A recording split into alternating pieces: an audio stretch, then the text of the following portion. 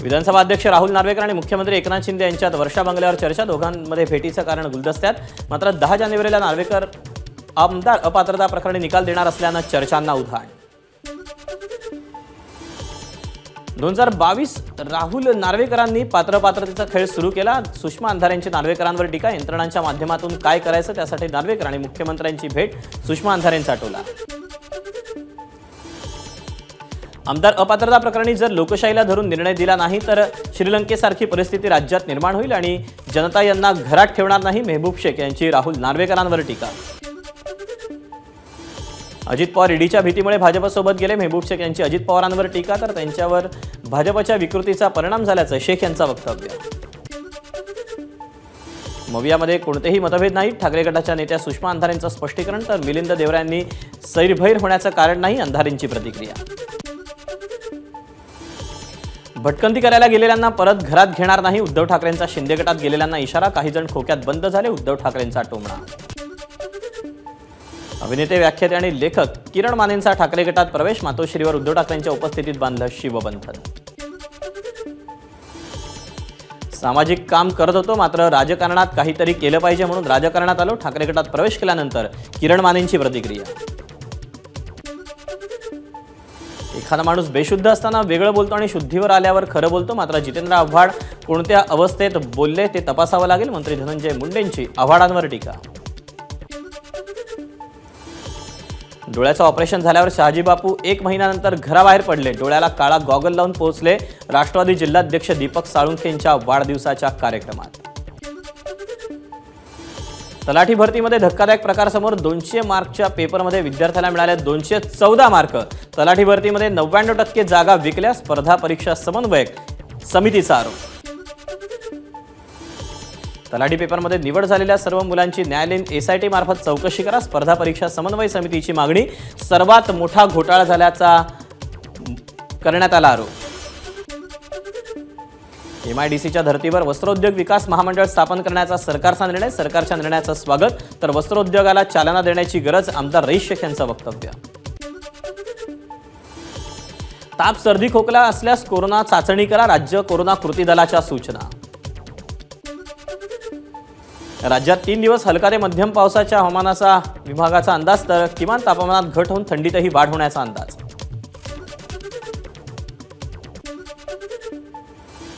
आणि यानंतर आपण विदर्भातल्या बातम्यांचा घेऊया वेगवान आढावा। नागपूरमधील प्रतीक दरोडे या रामभक्ताकडून मोफत श्रीरामाच्या नावाचा टॅटू गोंदून घेण्याची घोषणा। 22 जानेवारीपर्यंत मोफत टॅटू काढून देणार। चंद्रपूर जिल्ह्यातील ताडोबा व्याघ्र प्रकल्पात एक वाघ तोंडात पाण्याची बाटली घेऊन फिरत असल्याचं दृश्य कॅमेरानं टिपलं। ही पाण्याची बाटली पर्यटकांनी जंगलात फेकली असावी अशी शक्यता। बुलढाण्यातील संग्रामपूरमध्ये एसबीआयचं एटीएम मशीनच चोरट्यांनी केलं लंपास। एटीएम मशीन ट्रकमध्ये टाकून चोरट्यांनी केला पोबारा। एटीएम मशीनमध्ये किती रक्कम होती याची चौकशी सुरू। वर्ध्याच्या कारंजा तालुक्यात दरोडा प्रकरणात 3 आरोपींना अटक। स्थानिक गुन्हे शाखेची कारवाई। वाघोडा गावात तिघांना एका खोलीत डांबून 55 पोते सोयाबीन सोन्याचा ऐवज असा 1,94,000चा मुद्देमाल लंपास केला होता।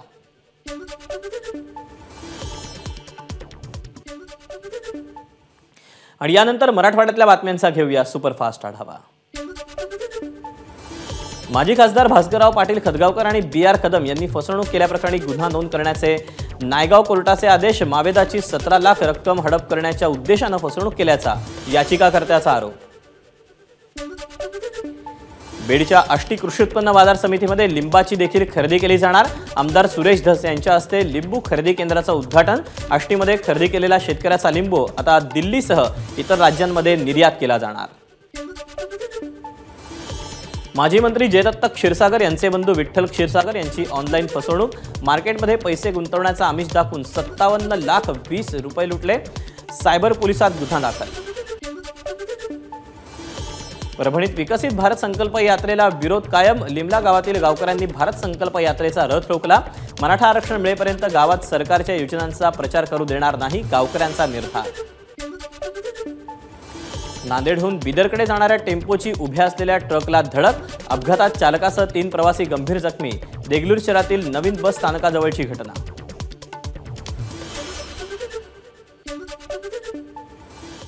मराठवाड्यातल्या बातम्यांचा आढावा घेतल्यानंतर आता पश्चिम महाराष्ट्रातल्या बातम्यांचा घेऊया सुपरफास्ट आढावा। शरद मोळ हत्या प्रकरणातील आरोपी वकिलांना कोर्टात रडू कोसळलं। आम्ही काहीही केलं नाही, आरोपींचा आम्हाला सरेंडर होण्यासाठी फोन आला होता, आम्हीही त्यांना तोच सल्ला दिला, तीच माहिती आम्ही पोलिसांना दिली, वकिलांची कोर्टात माहिती। सोलापुरात झालेल्या दगडफेकीचं सीसीटीव्ही फुटेज एबीपी माझाच्या हाती, मोर्चातीलच काही समाजकंटकांनी दगडफेक केल्याचं स्पष्ट। सोलापुरात हिंदू मोर्चात झालेल्या तोडफोड प्रकरणी 12 ते 15 जणांविरोधात गुन्हा दाखल, तर 2 जणांना अटक। भाजप आमदार नितेश राणे आणि आमदार टी राजा यांच्यावर गुन्हा दाखल, सोलापुरातील जनाक्रोश मोर्चाच्या सभेतून चिथावणीखोर वक्तव्य केल्याप्रकरणी गुन्हा दाखल। उपमुख्यमंत्री अजित पवारांचे सुपुत्र पार्थ पवारांकडून लोकसभा निवडणुकीसाठी मोर्चे बांधणी, पुण्यातील विविध भागांना पार्थ पवारांच्या भेटी, नागरिकांशी केली चर्चा। पुण्याच्या आळंदीतील इंद्रायणी नदी 5व्या दिवशीही फेसाळलेलीच, कंपनीतील विषारी पाण्यामुळे नदीच्या प्रदूषणात वाढ झाल्याचं समोर। सांगलीत भारती विद्यापीठाची रन दे भारती मॅरेथॉन स्पर्धा संपन्न, 3000हून अधिक स्पर्धकांचा मॅरेथॉनमध्ये सहभाग।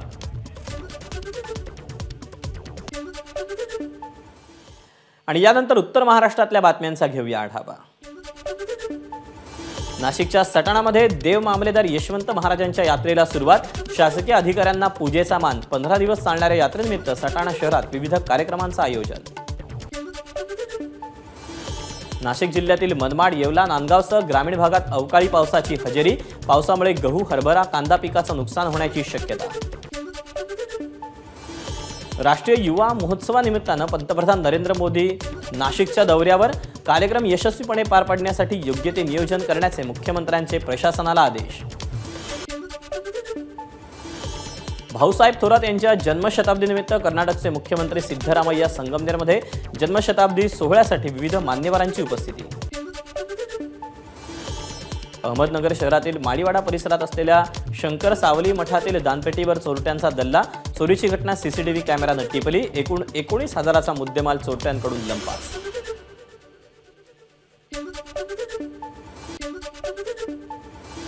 अहमदनगरमध्ये सायक्लोथॉन स्पर्धेचं आयोजन, स्पर्धेत 1516 स्पर्धकांचा सहभाग, 100 किलोमीटर, 50 किलोमीटर, 25 किलोमीटर आणि लहान मुलांसाठी 5 किलोमीटर अशा 4 प्रकारात सायक्लोथॉन स्पर्धा संपन्न। अहमदनगर शहराचा पाणीपुरवठा कधीही खंडित होण्याची शक्यता, मुळा पाटबंधारे विभागाचे 7 कोटी थकवल्यानं महापालिका आयुक्तांना नोटीस।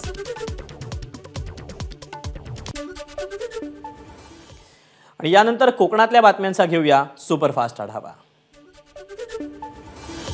सिंधुदुर्गामध्ये गोर बंजारा समाजाच्या 2000 कार्यकर्त्यांचा भाजपमध्ये प्रवेश, केंद्रीय मंत्री नारायण राणेंच्या उपस्थितीमध्ये पक्षप्रवेश संपन्न। मुख्यमंत्री एकनाथ शिंदेंच्या भेटीसाठी रत्नागिरी रिफायनरी विरोधक प्रयत्नशील, रिफायनरी विरोधक आणि पोलिसांमध्ये चर्चा। रत्नागिरीत पहिली कोस्टल मॅरेथॉन संपन्न, जगभरातून धावपटू मॅरेथॉनमध्ये सहभागी, 21 किलोमीटर, 10 किलोमीटर आणि 5 किलोमीटर इतक्या अंतराची मॅरेथॉन स्पर्धा संपन्न।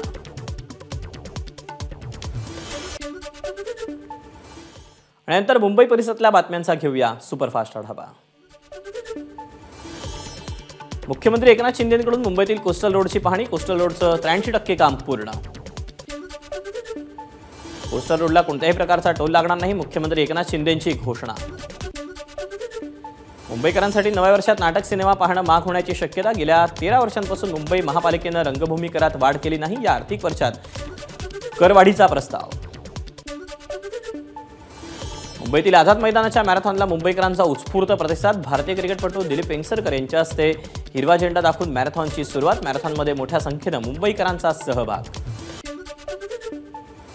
पालघर लोकसभेवर शिंदे गटाचा दावा, नरेश म्हस्केंनंतर खासदार श्रीकांत शिंदेंचं स्पष्टीकरण, तर पालघर लोकसभेचे महायुतीचे पुढील उमेदवार राजेंद्र गावित, श्रीकांत शिंदेंची माहिती।